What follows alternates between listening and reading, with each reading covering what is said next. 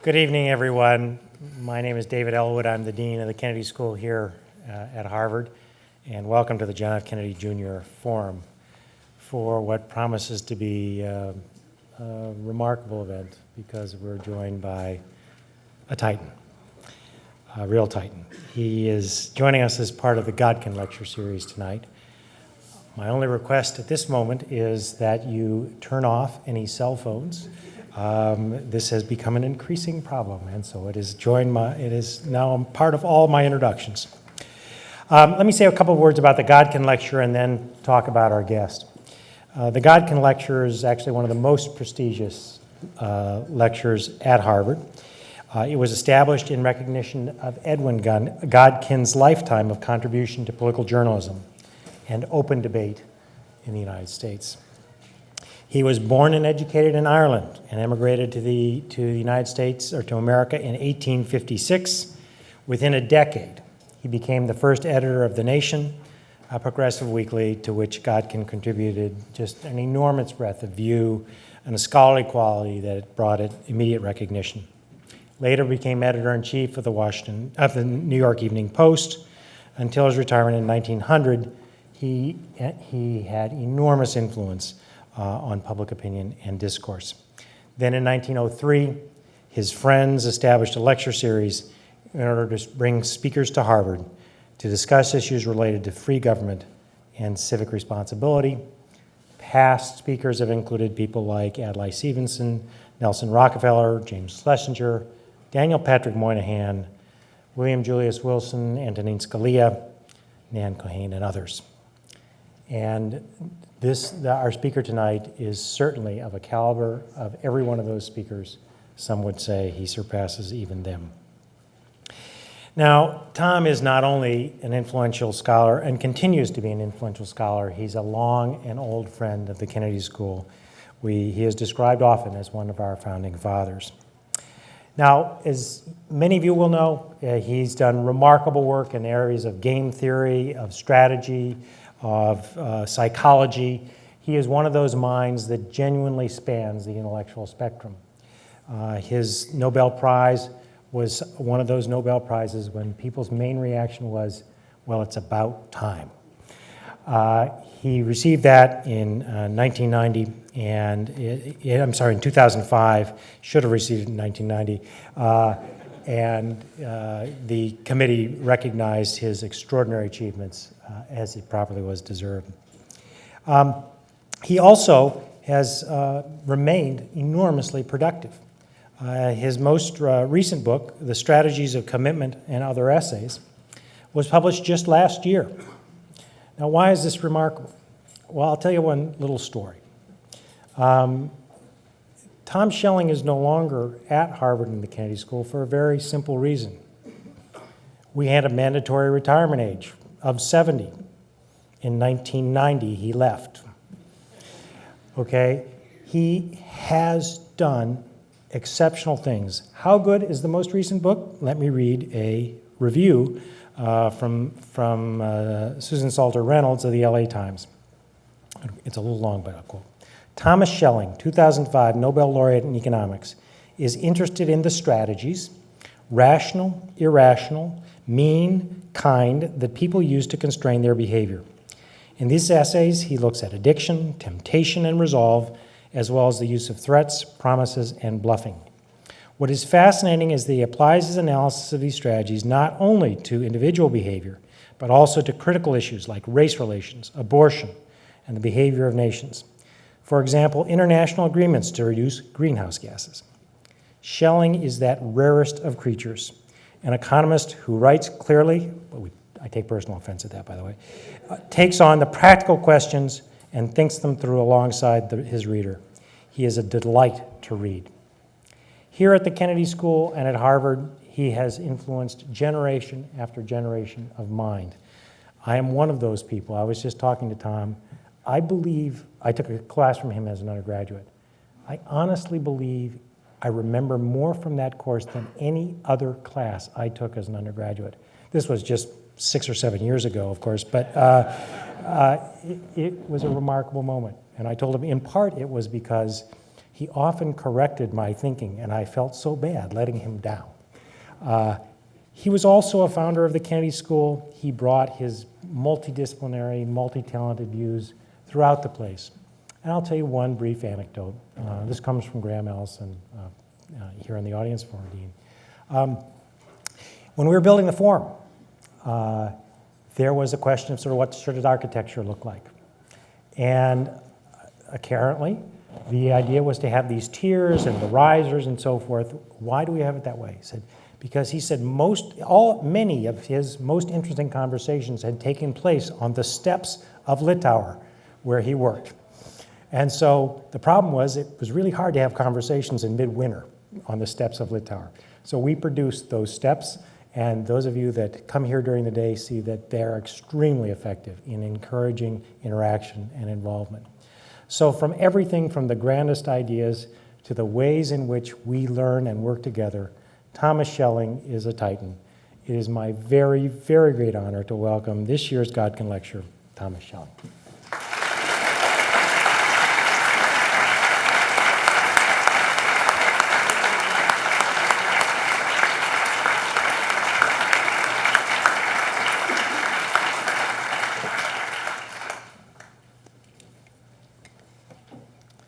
It's amazing how once you've taught somebody as an undergraduate 30 years ago, he can't help admiring you.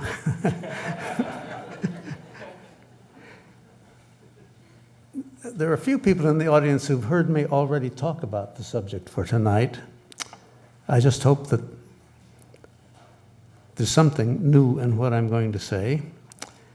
I was advertised as talking about managing non-proliferation. That's only an introduction. My real subject is more important than that. But I'll begin by saying that non-proliferation of nuclear weapons has been vastly more successful over the past 40 years or more than anybody could possibly have expected. If you had gathered together 1,000 scholars, journalists, government officials, diplomats, back, say, in 1964, and asked them to predict, maybe asked them to contribute to a pool, put up $100 and estimate how many nuclear weapons nations there will be in the year 2000. And the one who comes closest to the right number gets all the proceeds. In the case of ties, they will be split among the ties. There would not have been a single prediction as low as the number that actually occurred by the year 2000. How many were there in the year 2000? Well, there were the original 5, Russia, USA, China, Germany, France. And then we picked up 2 more, India and Pakistan. And Israel, way back along the way. That's 8. If we did it today, I think we'd probably put in North Korea at 1/2 and Iran at maybe another 1/2, and the total would be something like 9. Back in the 1960s, people were talking about 30 or 40 or 50 nuclear weapons powers. Not in 2000, but in 1980. Now, part of the good news that nuclear proliferation was so modest was due, I think, to the Chernobyl disaster, which spoiled a lot of interest in nuclear reactors for electric power. Back during the Carter administration, I think when our former dean, Joe Nye, was in either the Defense Department or the State Department, Brazil had a contract with the German government to get help in developing 12 nuclear power reactors. The Shah of Iran, before he was expelled, planned on 18 nuclear power reactors. Egypt was expecting help in building several nuclear power reactors. And I think Chernobyl turned off a lot of the interest in nuclear reactors for electric power. And I think we've all been the beneficiaries of that, but I think there's some other reasons why proliferation did not fulfill the expectations of knowledgeable people back in the 1960s. But whatever the good news is about how slow nuclear proliferation has progressed, much more important, I think, is the fact that next Tuesday, it's going to be 62 years and 2 months since any nuclear weapon was exploded in anger. There were 2 atomic bombs, August 6 and August 9, 1945, and since then, nothing. Nobody could have expected that we would go 60 years or more without any use of nuclear weapons in any kind of warfare, big war or little war. In 1960, C.P. Snow, a distinguished scholar and novelist, and I believe a Godkin lecturer at one stage, C.P. Snow was quoted on the front page of the New York Times as saying that unless the nuclear powers, of whom there were very few in 1960, unless the nuclear powers drastically disarmed, intercontinental thermonuclear war within the decade was a mathematical certainty. Nobody seemed to think that was an outrageous prediction or even an extravagant one. That was the year that the Boston Globe had full-page advertisements for fallout shelters to be built in your backyard or your front yard or your basement. Well, we've had C.P. Snow's mathematical certainty compounded more than 4 times. And no big nuclear war, no little nuclear war. By my estimate, we have had at least 5 wars since Hiroshima and Nagasaki, 5 wars in which one side had nuclear weapons and didn't use them. In several of those wars, it looks as if nuclear weapons could have been exceedingly effective militarily. Some kind of inhibition must have been working. The first time nuclear weapons might have been used was in the Korean War, which broke out in June of 1950. And by the end of 1950, South Korean and small US forces had retreated to a little perimeter at the southern tip of the Korean peninsula, and it wasn't clear whether they could hold out or even evacuate safely. And the question arose whether nuclear weapons were available to defend and protect the Pusan perimeter, as it was called. The Prime Minister of Britain, Clement Attlee, flew to Washington with the announced purpose of persuading President Truman not to use nuclear weapons once again on Asian people. Well, the issue was settled with a spectacular US tactic, the invasion at Incheon, which caused the North Koreans to retreat rapidly. And essentially, we won that war, and we conquered most of the Korean peninsula, including Pyongyang. Then we had another war. I'm only counting Korea as one of my 5, but we had a second Korean War with the People's Republic of China, in which the United States, in what I consider the most egregious foreign policy blunder in our history, allowed our troops to get so near to the Chinese border that the Chinese entered unexpectedly surprisingly, with large force. And we had a disastrous war in which most of the 40,000 fatalities, American fatalities of that war, were incurred during the war with China, not the war with North Korea. And again, the question arose, were nuclear weapons available? At that time, I think nuclear weapons would have been thought of not for tactical purposes, the way it was talked about a little bit during the first part of the Korean War, but it would have been nuclear weapons maybe on Chinese major cities. But President Truman never authorized any use of nuclear weapons. I have no knowledge of why, but at least he didn't let nuclear weapons be used. We then had the Eisenhower administration, and the Eisenhower administration, I'm going to read you a few quotes. The Eisenhower administration had a very different attitude than apparently the Truman administration had, because 3 weeks after the inauguration of President Eisenhower, Secretary of State John Foster Dulles is recorded in the minutes of a National Security Council meeting as saying, the minutes say, Secretary Dulles discussed the moral problem in the inhibition on the use of the A-bomb. It was his opinion that we should break down this false distinction. He recognized an inhibition.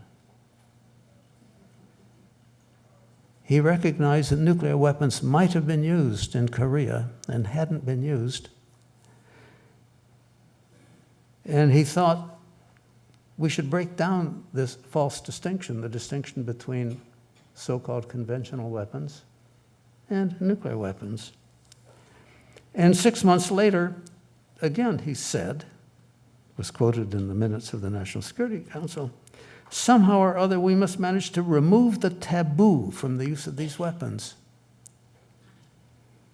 I like the word taboo. I think taboo suggests that it's not just a tradition or a precedent or an inhibition, but something vaguely almost supernatural in significance. Shortly after that, the president approved the statement, in the event of hostilities, the United States will consider nuclear weapons to be as available for use as other munitions. 6 months later, the U.S. position was that nuclear weapons, quote, must now be treated as in fact having become conventional.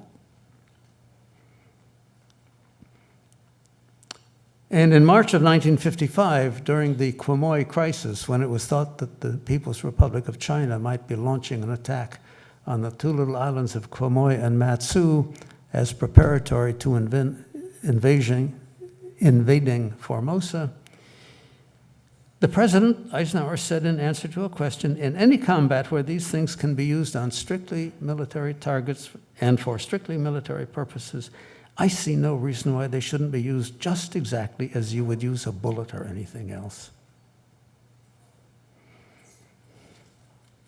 That was at the time when nuclear artillery shells were openly and conspicuously shipped to Formosa. I think if the Chinese had attempted to attack, it would have been impossible for the president not to authorize the use of nuclear weapons.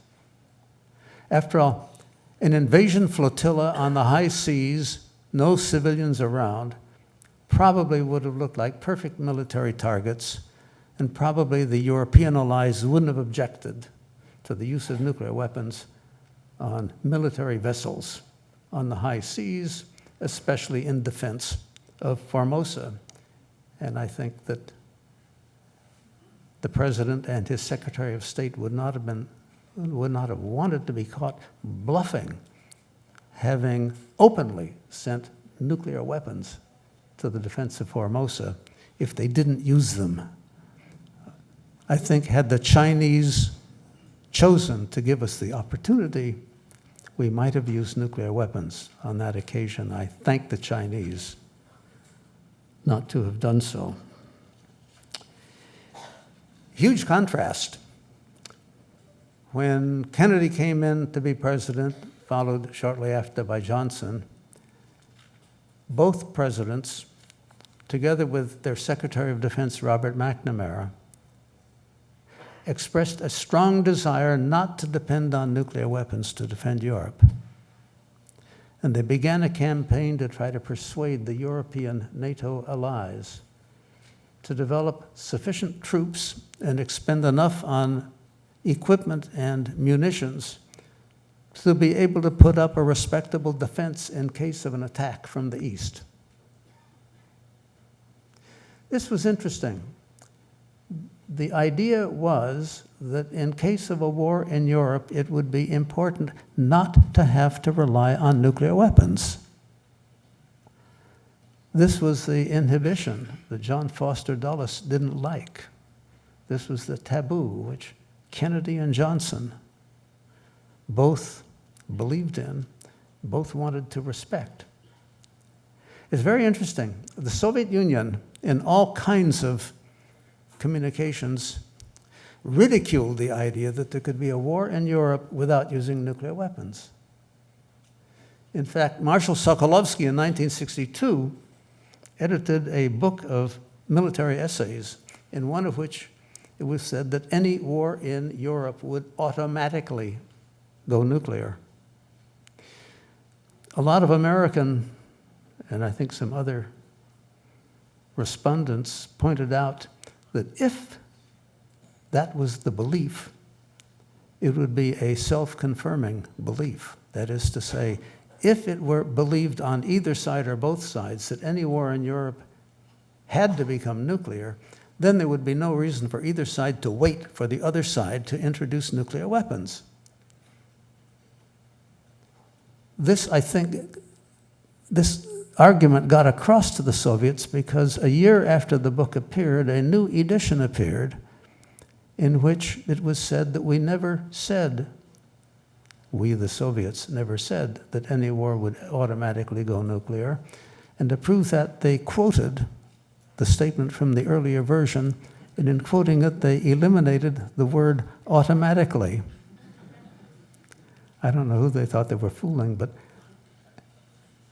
the Soviets never did acknowledge the possibility that a war in Europe could be other than nuclear, but they invested huge resources in a military capability of fighting a non-nuclear war, especially large investment in aircraft of a kind that would deliver conventional bombs, which would have been a useless investment if the war was bound to go nuclear.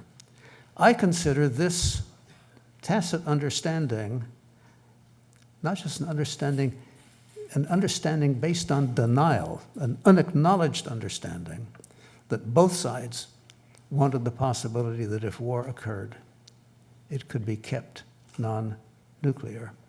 I think that is probably one of the three most important arms control agreements of the post-war period. I would put the anti-ballistic missile treaty as one and the non-proliferation treaty as another. And the fact that both sides, without acknowledging this was arms control, spent huge resources in order to make it possible, in case of a war, to keep it from going nuclear. Well, Lyndon Johnson, in 1964, this was when the Vietnam War was just beginning to bubble up and look serious, was asked at a press conference whether, in the language of President Eisenhower, nuclear weapons had now become conventional and would be as available for use as any other kinds of munitions, so that you would use them the way you would use a bullet or anything else.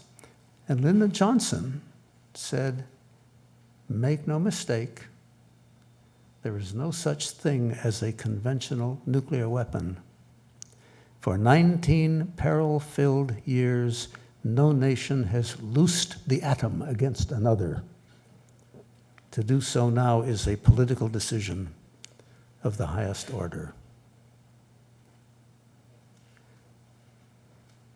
That's really a taboo, isn't it? 19 years, I think he was impressed with the fact that 19 years had passed since Hiroshima and Nagasaki, and no nuclear weapons had been used.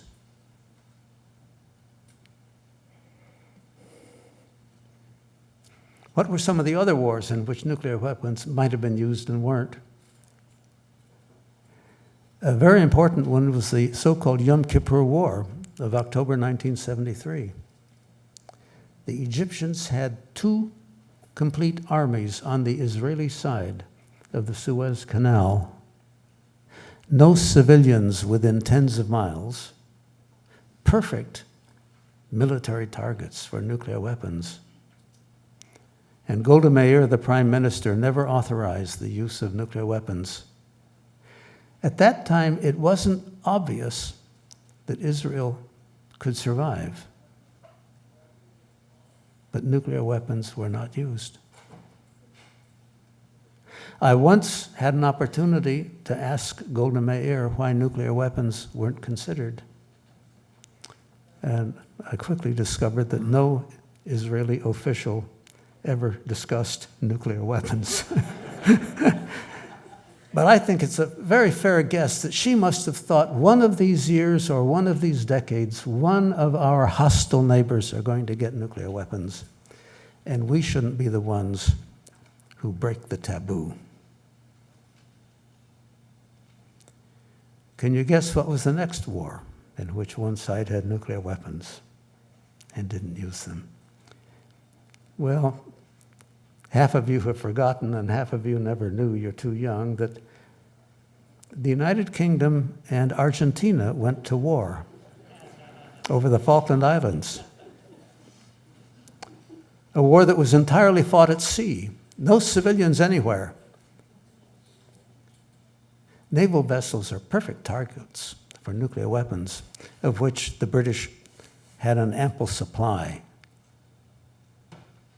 But the British lost a lot of people and a lot of ships because they didn't use nuclear weapons to destroy the Argentine flotilla.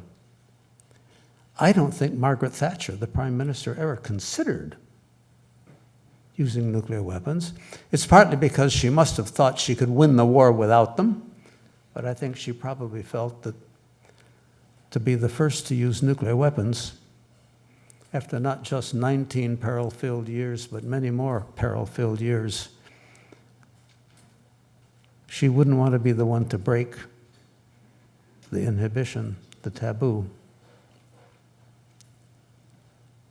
And then, to my amazement, the Soviet Union went through a long, dirty, bloody, demoralizing war in Afghanistan, a war that they lost, a war that was so demoralizing that it contributed to the breakdown of the Soviet Empire.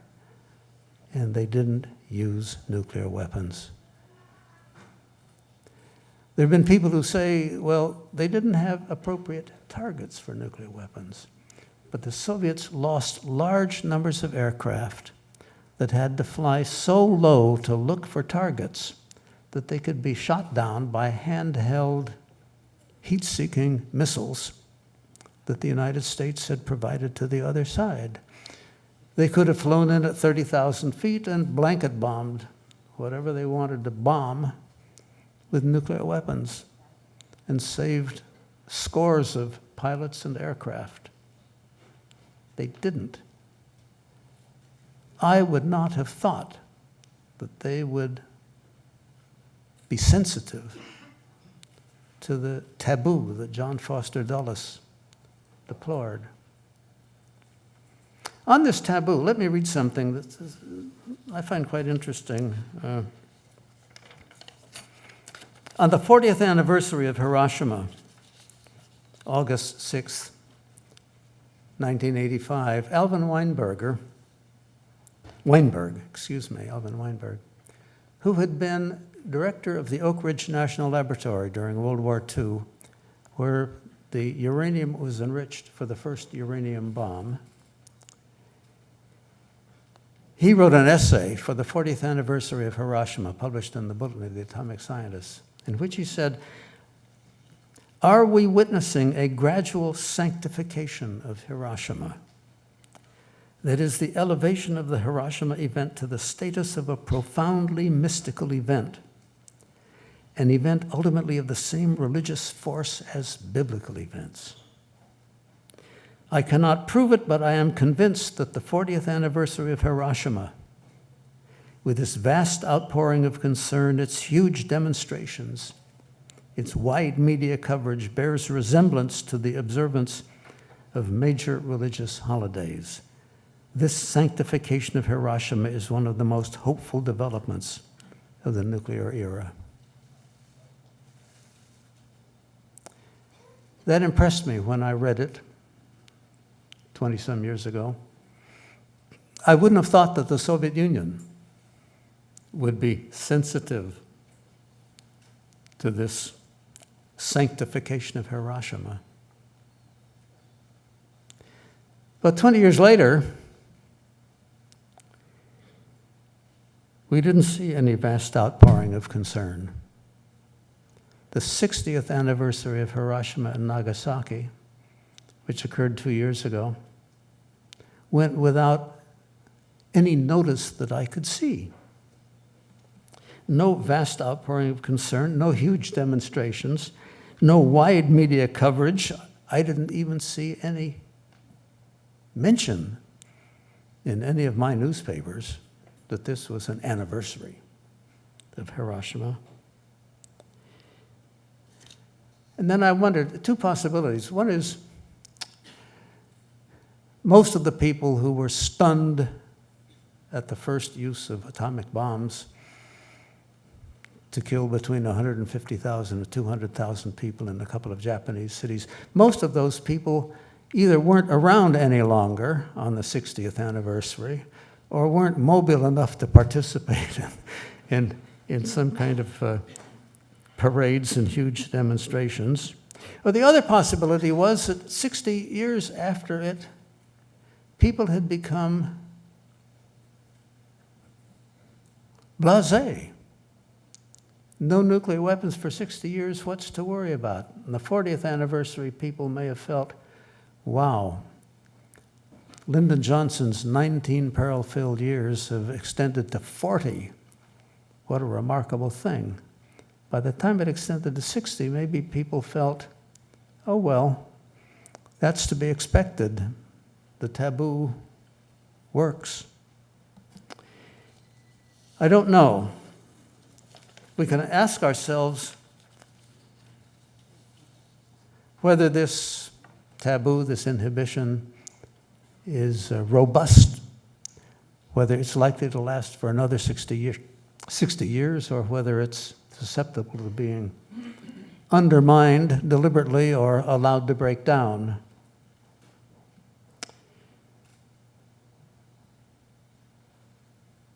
It's interesting, McGeorge Bundy, who wrote his book called, I forget the name, Danger and Survival or something, the first 50 years of the atomic bomb, he had some evidence that John Foster Dulles and the chairman of the Joint Chiefs of Staff, Admiral Radford, back at the time that the French in Indochina were about to be evacuated, at the town of Dien Bien Phu, the French were surrounded, and it wasn't clear that they could survive. The United States, recognizing that it shouldn't be part of that war, but wanted to give the French help, provided aerial reconnaissance to provide intelligence as to what was surrounding the French. It was decided not to engage actively with bombing. But McGeorge Bundy's suggestion is that Radford and Dulles seriously considered proposing the use of a few very small nuclear weapons to save the French force at Dien Bien Phu, and that their interest was not so much saving the French as demonstrating the usability of nuclear weapons and breaking what Dulles had called the false distinction, breaking the taboo. I think that suggests that smart people would realize that you could undermine the taboo if you were clever about it. My guess is that Dulles rather hoped that the Chinese would give the opportunity back in 1955 when they might have attacked the island of Formosa.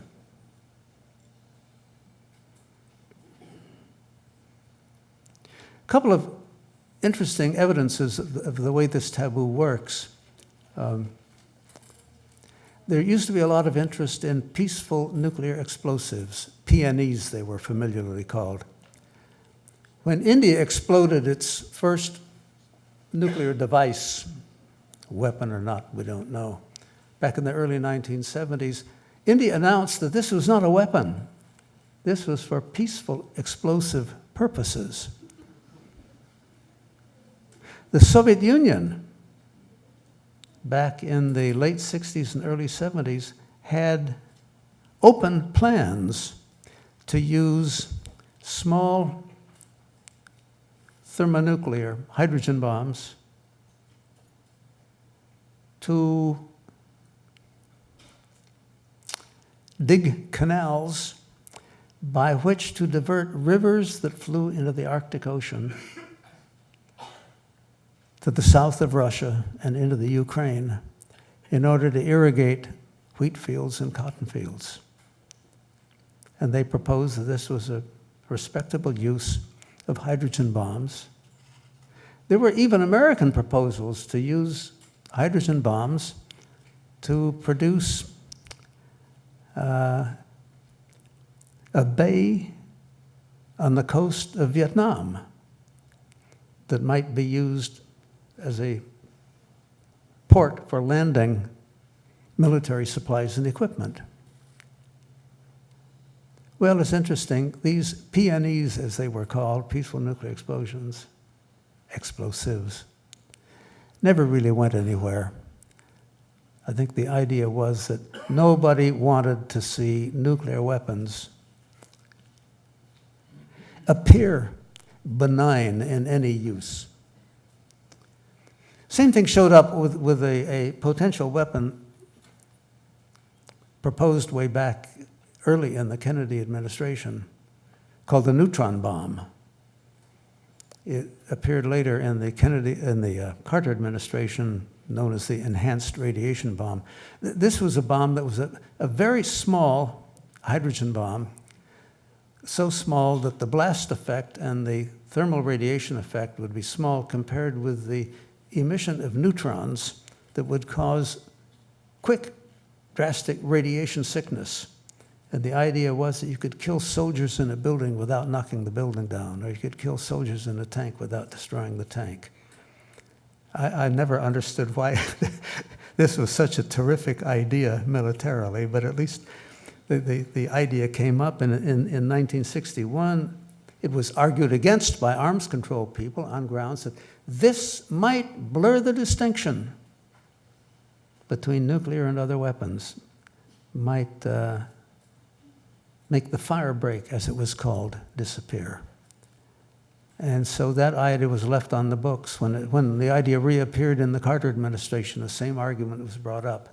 Let's not blur the distinction by having a nuclear weapon that doesn't go boom, but merely exudes radiation that can kill people without setting houses on fire.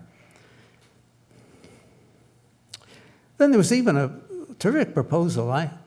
Back in the 70s and early 80s, back during the energy crisis, I went to a lot of conferences, not only on nuclear weapons policy, but on energy policy, and there was a terrific idea that you could put a small hydrogen bomb, small being about 3 times the size of the Hiroshima bomb, a small hydrogen bomb deep in a cavern with water in the cavern, explode the thing, and the water would turn to steam, and you could produce electricity when the steam came up to the surface. Terrific idea. I was at a number of conferences where this came up, and nobody was willing even to discuss it. The notion was, there's no such thing as a good hydrogen bomb, and don't try to pretend that there is.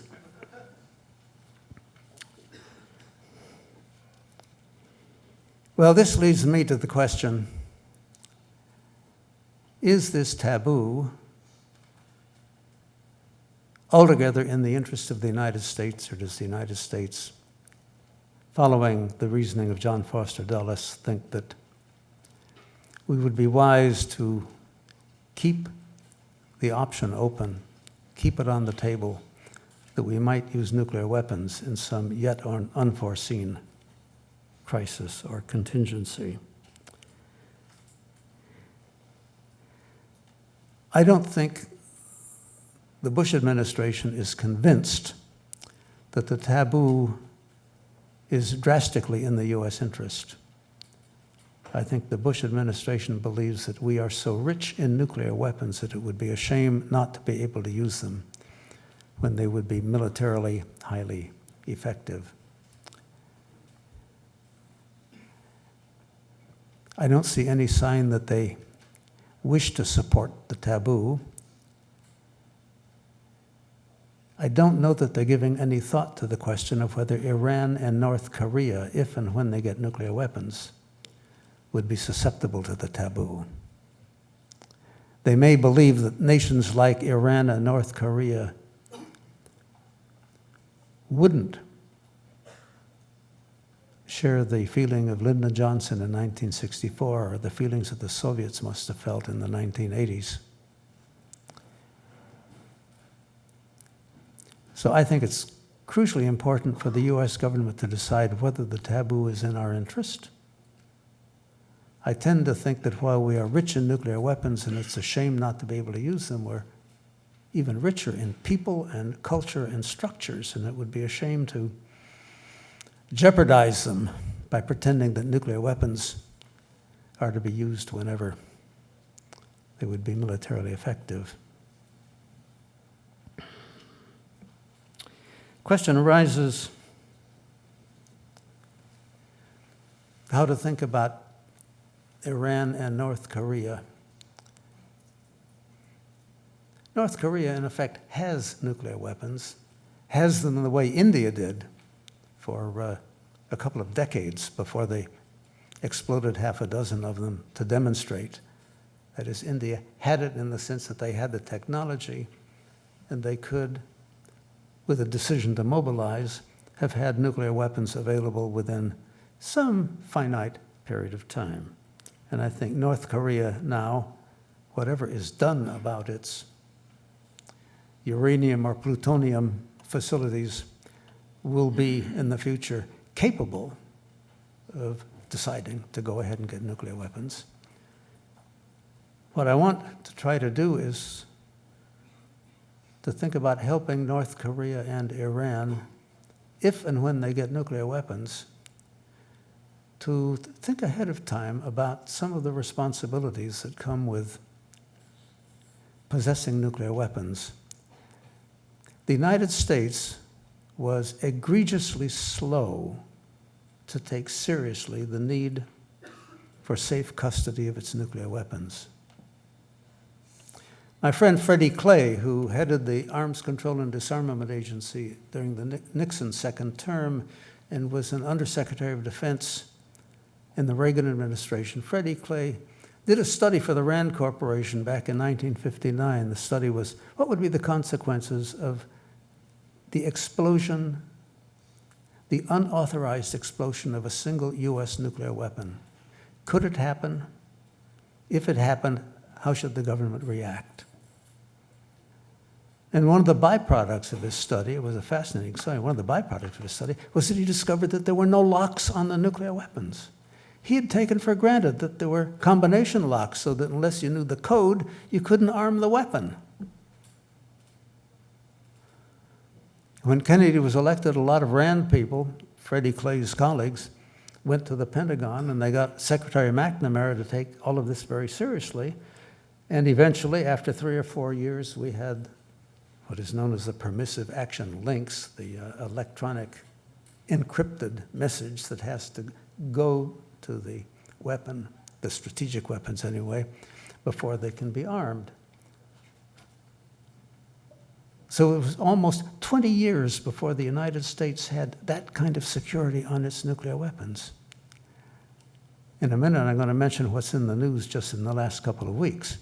But I think the United States was also very slow to understand nuclear strategy. It was really not until 1958 that the United States understood that the possibility of any kind of nuclear war depended very much on whether or not the U.S. strategic retaliatory force was vulnerable to attack itself. It was essentially the Gaither Committee report of 1957 and the surprise attack negotiations of 1958 that caused the United States to realize that its weaponry for strategic retaliation was all wrong, and the Atlas missile and the Titan missile were scrapped in favor of the Minuteman and the Polaris undersea missile. And it essentially was 13 years after Hiroshima and Nagasaki that the United States began to catch on to what was obligatory in order to have a credible retaliatory force. What I want the Iranian government, if it gets nuclear weapons, or when it's thinking about getting nuclear weapons, to understand that if you have nuclear weapons, you have to have a stated policy. The Chinese have a stated policy. They will not be the first to use nuclear weapons in a war. Their stated policy doesn't mean they wouldn't, but at least they have to have a statement about what their policy is. They also have to decide who has custody of the nuclear weapons. Can you afford to give them to your Army, your Navy, your Air Force? In Iran, do they go only to the Revolutionary Guard? Or do they go into the vault of the central bank? How do you keep them safe? How do you know if a weapon is missing and one explodes somewhere that it was yours? Way back in 1961, I chaired a committee in which we recommended that all U.S. nuclear weapons should have some kind of signature in them so that if one of them were exploded somewhere, the bomb debris could be gathered and we could determine whether it was one of ours. Very important to know. If it was one of ours, which one of ours, where had it come from, so we could identify where the security was inadequate. I would like the Iranians to know if they have nuclear weapons and one is stolen and is used, I would like them to know whether it was theirs so that if they are accused of having been the source of it, they will understand that somebody has the evidence. Mainly, I want Iran and North Korea to believe that nuclear weapons are probably very good for deterrence, but not very good for fighting a battle. Now, it's a hard sell because deterrence doesn't always work. US nuclear weapons did not deter the Chinese in 1951. Israeli nuclear weapons did not deter Egypt and Syria in 1973. I don't understand that. Maybe Egypt and Syria were so convinced that the taboo would inhibit Israel from any use of nuclear weapons that they didn't take them seriously. Israel at the time could have destroyed Cairo or Damascus. It didn't.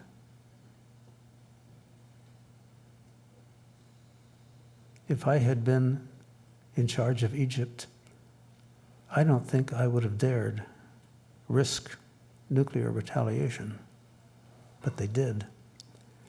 So it's going to be something of a hard sell to persuade Iran and North Korea that the only use or the best use of nuclear weapons is not to go blow up Hamburg or Los Angeles, but to use them for deterrence, because if Iran gets nuclear weapons, then maybe they will know that not the United States, not Russia, not Israel will attack them for fear of a serious retaliation.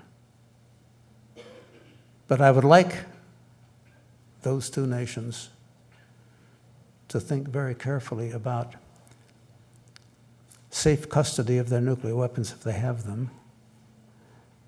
I think it's worthwhile for them to recognize that once in a while, there is a civil war in a nation when different military forces are on different sides. There was a military revolt in Argentina 30 years ago in which the Navy and the Army were on opposite sides. That suggests deciding which military force gets to have nuclear weapons is a serious one. You know, there were nuclear weapons in Greece when the military revolted, threw out the government, exiled the king and queen. They were American nuclear weapons. So you have to think carefully about who may end up in possession of weapons, especially if there's some kind of internal dispute over who's going to succeed the overthrown government. Anyway, I will be available for questions. I'm sure some of you want to talk about terrorist organizations and nuclear weapons. I don't have time to talk about that now. I do think that if the Comprehensive Test Ban Treaty, which came before the Senate about 5 years ago and was not ratified, if it comes before the Senate, I think one ought to urge the Senate to ratify that, just to drive another nail into the coffin of nuclear weapons if possible. The Comprehensive Test Ban Treaty is only about testing, but primarily it's sort of a plebiscite on whether you want to disparage nuclear weapons once more. And I think the US interest in developing a successor strategic nuclear weapon to what we currently have in the stockpile might make sense if we could do it quietly, but we can't do it quietly because it requires congressional appropriations. And I think the United States would be wise not to promote the idea that it needs nuclear weapons for foreseeable or unforeseeable contingencies. I think we would be wise to take the position that 62 years have gone by without any use of nuclear weapons, and we should be counting on another 62 years. Thank you.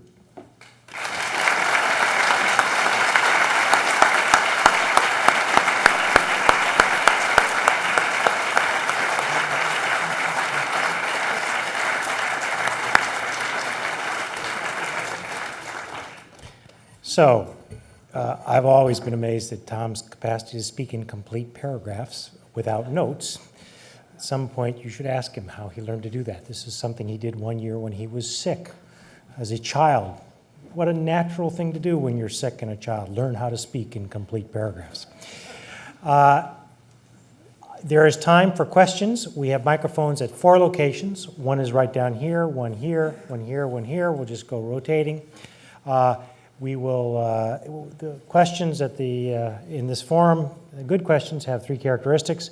One is they start by identifying yourself. Second, they are short and contain but one thought. And third, they end with a question mark. So with that, let's begin right here. This is Abdul from, I'm a former student at Kennedy School, one of your old students, 1979. My question is, are you saying that we should have a campaign to reduce, extreme polarization and hatred so as to maintain this taboo? If we do not maintain, you see this, we reduce the polarization and hatred, then the taboo could be broken. Taboo not to use the nuclear weapon. You mean, is this thing working? Yes, you're on. Yeah. You mean if we have enemies who hate us enough, they won't respect the taboo? I'm saying that if we continue to promote, you see, this hatred and polarization, in that case, there is more possibilities of breaking this taboo. Yeah, I would like, if we're thinking about Iran and North Korea, I would like them to learn to think in terms of deterrence. Wasting weapons to kill numbers of people risks the destruction of their regime. I think they're smart enough to understand that. I doubt whether they have so much hatred, whether it's for us or us Americans, I mean, or any other, that they would like to immolate themselves by providing an excuse to destroy them with nuclear weapons. They can't possibly militarily deny the US or Russia, and I'm quite sure Israel, the ability to retaliate horrendously. And it may be that Ahmadinejad acts as if he'd like to sacrifice his nation for the pleasure of destroying Israel. It's hard to believe that he really thinks that way, even though he talks that way. And I doubt whether the people in charge of his country would allow him to put Iran at that kind of risk. You know, there was a while when Americans and Russians seemed to hate each other an awful lot at the governmental level, but I don't think they let that get in the way of thinking seriously about security. Next question's right up here. Hi. My name is Francisco Almendra. I'm a current student here at KSG at the MPID program. And my question is the following. How do you think the situation post-Soviet Union breakup could have influenced the safekeeping of nuclear ordnance in the Soviet Union, post-breakup of the regime? And whether you think there's any unaccounted for ordinance that we don't have a way to know about right now from the official channels of that ex-country, now Russia, that could be used by groups which are not connected to any specific governments. You refer to... I'm not referring to terrorists or anything. I just want to know if there's any chance to have nuclear weapons not being accounted for currently, that could be a stray out there and could explode, not subject to the taboo or to retaliation to specific countries that would create a deterrent. Yeah, I guess there are two issues. One is whether they're actual nuclear weapons that might be stolen or sold or something. And the other is whether there's fissionable material that could be made into weapons. I hate to respond to that question with Graham Allison sitting right here in front of me. He's the world's authority on the subject. I think all I can say is my understanding is that the situation, both in Russia and maybe in some of the former Soviet republics, is far from satisfactory, and that the appropriations, the U.S. appropriations for the so-called non-Lugar program, I forget the correct title of it, I think those appropriations are hugely inadequate. And I wonder whether we can get Graham Allison to say something. I agree with you. The city agrees. Next question right here. My name is Brad Seiler. I'm a sophomore in the college. You said many times during your address that you thought that you had suggestions for Iran were they to acquire nuclear weapons in the future. And so I ask you, how likely do you think it is that Iran will ultimately acquire nuclear weapons, and what can the United States and other countries do to try to prevent that from happening? I think it's pretty likely they're going to acquire nuclear weapons. The last thing the United States should do is engage in warfare or threaten warfare.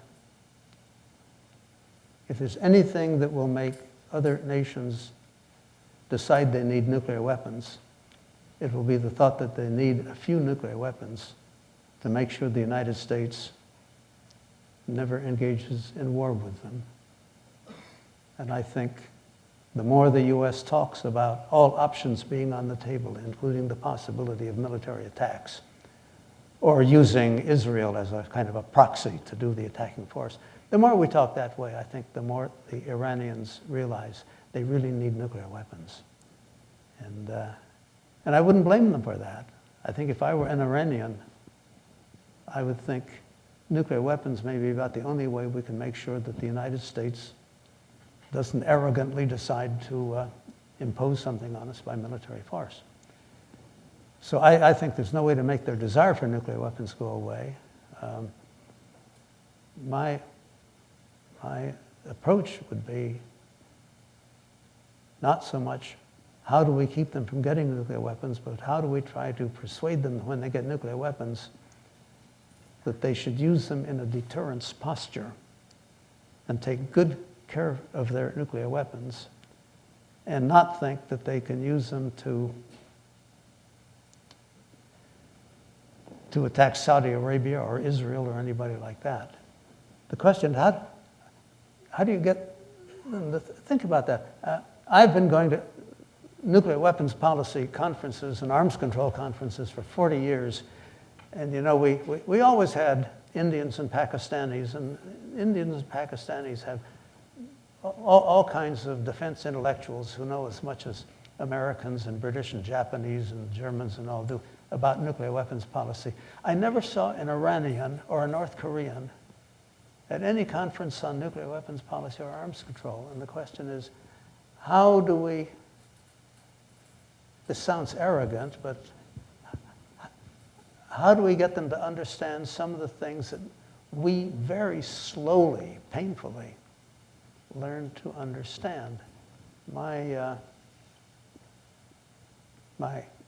current proposal is that maybe the Chinese government could convene Iranians, North Koreans, and Indians and Pakistanis to a conference on what is the role of nuclear weapons for developing countries, and what are some of the requirements in terms of safety and security, and what are some of the issues you have to face, such as how do you state what your policy is? Because I would like Iranians and North Koreans to become just as sophisticated as possible, because I think the more sophisticated they are, the less we have to fear. Right here. My name is Packer Wilbur. I'm a former member of the Dean's Council at the Kennedy School. I wonder how much power the President of the United States has with regard to sending off nuclear weapons. We talk about, we've had talk in the press about bunker busters. And I just wonder if we know very much now about whether one man or several men in our government can launch an attack without a coordination with other people in the government, or, well, it would be in the government. Thank you. Whether the President himself, Could the president decide to use nuclear weapons more or less unilaterally, or would there need to be a large number of people, at least a modest number of people that agreed before it happened?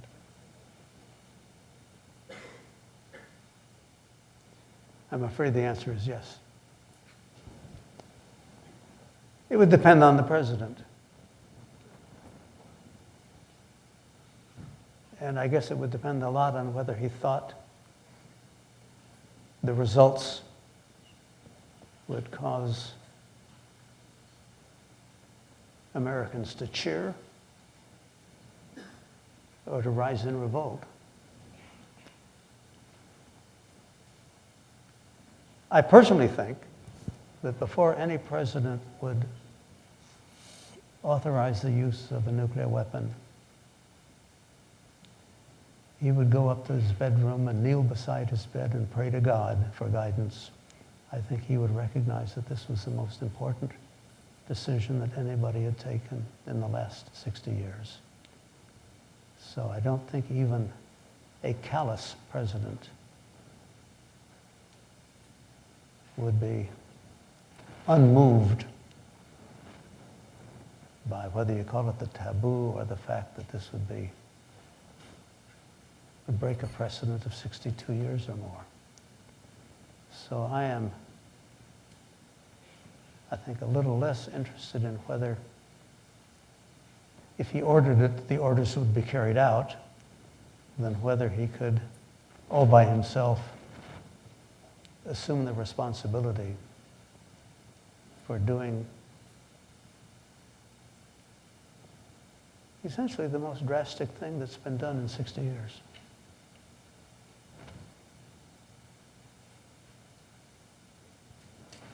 Let me take the position as chair to ask you a question. You mentioned at the beginning of your talk that we mispredicted on the low side how many people would have secured nuclear weapons.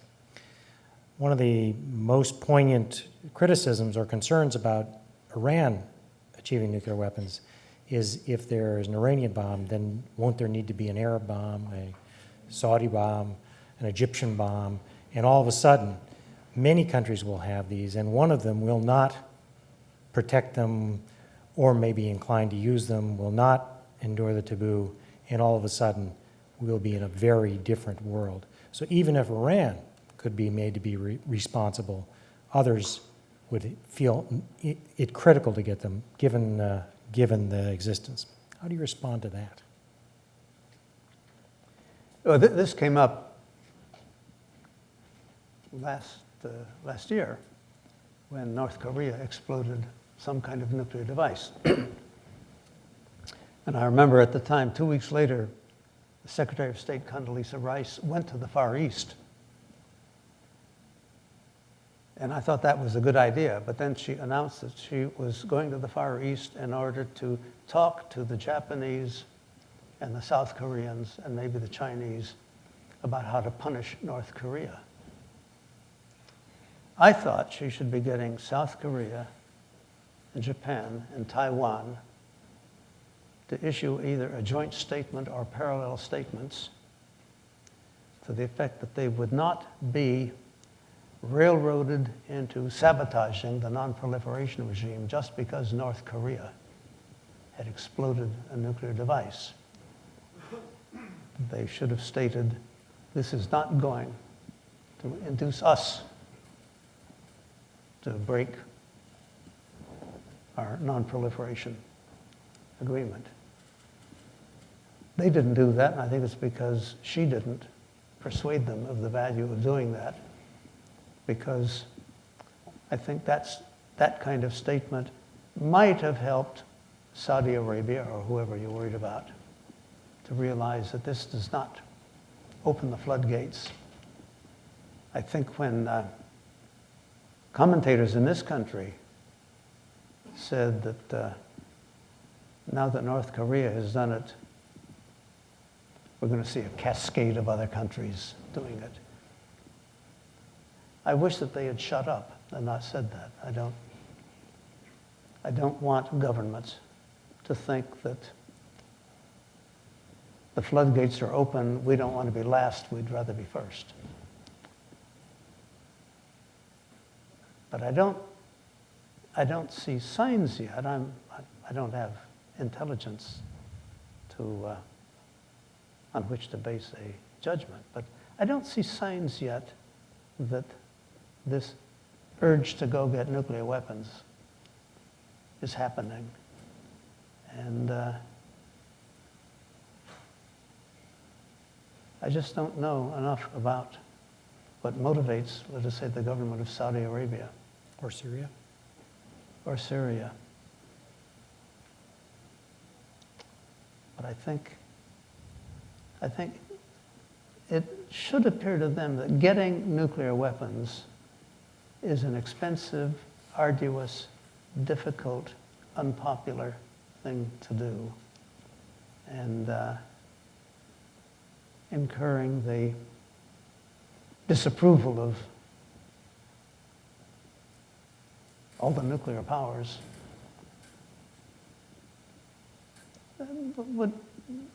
would have costly results.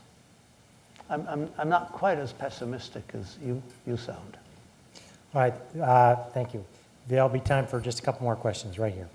My name is Alexander Rossolimo. I'm president of the Center for Security and Social Progress, a think tank. My question deals with the prognosis for the future. Now, for 60 or so years following Hiroshima and Nagasaki,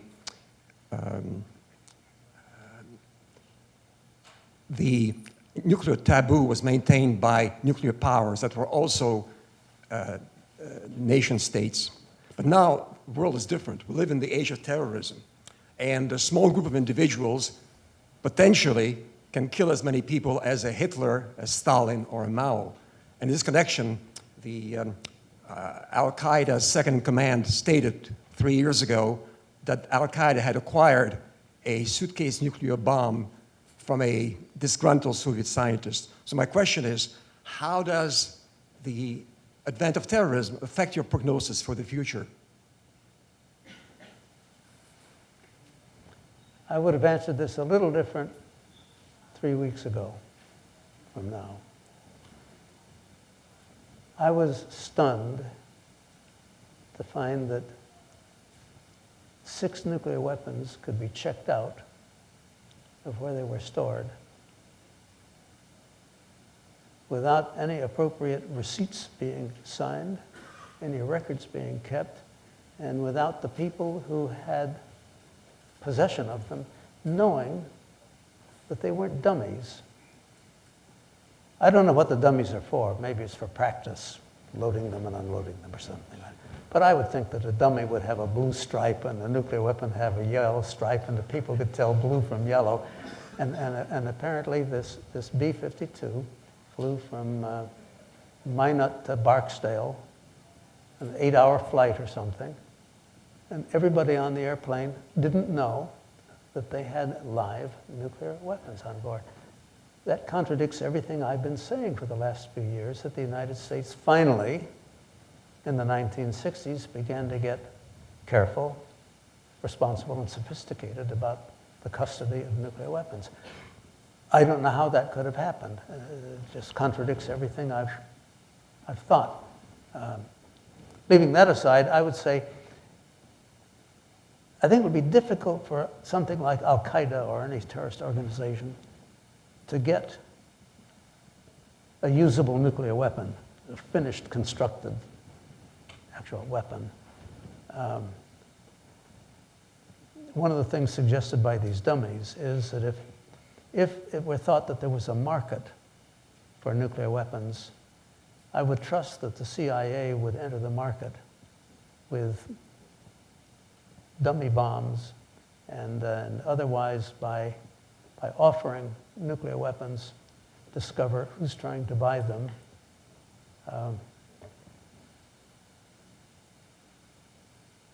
I wouldn't know how to buy a nuclear weapon. I think you've got to have a capability to disassemble the goddamn thing and see what's inside.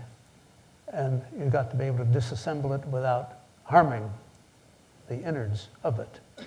So that I think it's not easy just to go onto the market and buy something that doesn't turn out to be a dummy. If they do it by acquiring fissionable material of sufficient weapons grade, then it's going to require several good scientists and several good technicians and technologists with very high quality equipment to put together a bomb. These will be people who are separated from their families and from their jobs, subject to extreme security somewhere. And over the course of several weeks or maybe months, they'll have nothing to talk about but what's going to be the use of this thing if we get it. And they will probably have thought more about nuclear weapons strategy than any of the people they're working for. And I have a hunch they would learn that maybe it's a waste of this thing if we simply blow up a lot of Americans or British or Chinese or whoever they don't like. Let's think about what these things are good for. I think they might come to the conclusion that if they could have a few nuclear weapons, if this group could have a few nuclear weapons, they could become a kind of mini-state. They could become a small nuclear weapons power. Maybe even think about exchanging ambassadors with the United States or the UN on grounds that they have something that makes them, in a way, a more important entity than Brazil or Argentina or South Africa.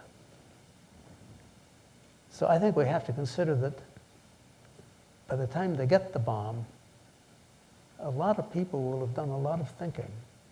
And maybe they'll come to the conclusion that there are better things they can do than just go around blowing up cities. So it'll have to be the last question. Okay. My name is Joanna. I'm a sophomore at the college, and my question also relates to the idea of deterrence and the 60-year taboo you talked about. I'm wondering if you think it's time, or if there will ever be a time for a new taboo in which countries view nuclear weapons in this age of terrorism not as a means of deterring attacks on them, but as actually a potential threat to their own security because of the danger that those weapons will fall into the hands of a terrorist or of someone who's at odds with that country. So is there any room for a change in the taboo in the next century? Say it again a little Okay. more briefly. Yeah. My question is whether basically the debate over nuclear nonproliferation can be reframed so that countries view nuclear weapons not as just a way of deterring an attack on their own country, but as a potential threat to their own security because the weapons could fall into the wrong hands. Yeah,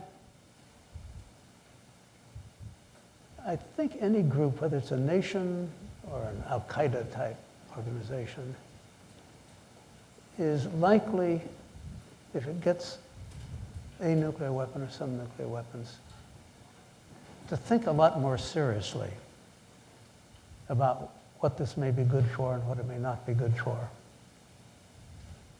More seriously, probably, than President Bush has ever thought about it. I once was with Robert Kennedy, the brother of John F. Kennedy. We had been together at a kind of a crisis war game involving nuclear weapons. And he said to me that his brother had never been able to spend as much as 2 consecutive hours thinking about or talking about his responsibility for nuclear weapons and the decisions he might have to make in case of a crisis in which it was proposed that nuclear weapons might be used. These are very busy people, and in a way, talking about your attitude toward nuclear weapons, if you're a president or the head of a state or the head of an organization, is almost as revealing and personal as talking about your sex life or something. People badly want to know how you're thinking, and you may not want them to know how you're thinking. So my feeling is that somewhere beneath the head of the organization, there will be people who are thinking very hard as the acquisition of this weapon approaches, thinking very hard about what it might be good for and what it might not be good for, and they may be looking for examples, precedents. They may be thinking very much about if they want it known that they have it, how can they prove that they have it? Can they invite somebody in to examine what they've got or what they've done? Will they have enough weapons so that they can explode one for display? And I would imagine that they may become very clever in thinking about how to use these things. I had one example once. It's an old example, but it strikes me as a good example. I asked myself back in the 1970s, suppose a pro-Palestinian or pro-Arab group had got some nuclear weapons back then. What would be a smart way to use it? And my idea was, during the 1973 war, the so-called Yom Kippur War, Egypt and Syria against Israel, Israel was heavily dependent on resupply from the United States of ammunition and spare parts and new equipment. And they had to be flown to Israel. They couldn't wait for ships. And no NATO country would allow the United States to refuel its aircraft on the way to Israel. Wouldn't even allow them to overfly. And if you couldn't refuel on the way, you could carry so little weight, payload, it was hardly worth flying there because all you could carry was fuel. But the government of Portugal, which controlled the Azores, had an air base on the Azores, and it allowed the United States to refuel in the Azores, which were roughly just a little over halfway to Israel. And that meant that the planes could carry several times as much payload because they didn't have to carry as much fuel. And then I thought, if I were an anti-Israel terrorist, I would find a way to demonstrate that I had a nuclear weapon, and then I would say that if the use of the Azores for refueling the American aircraft that were resupplying Israel, if that use wasn't stopped, I would blow up the airfield. That meant either the United States would stop using the airfield, or Portugal would stop letting the United States use the airfield, or the people who were refueling the airplanes would get the hell off the airfield. And I thought that was likely a very clever use of a nuclear threat, because it would mean we're not going to go around blowing up people. We're not going to do a Hiroshima or anything of that sort. We're just going to threaten to destroy a military facility that is allowing the United States to participate in a war in which it has no business. And I thought, that would have been a very clever thing. Well, thankfully, nobody had weapons at that time, but I think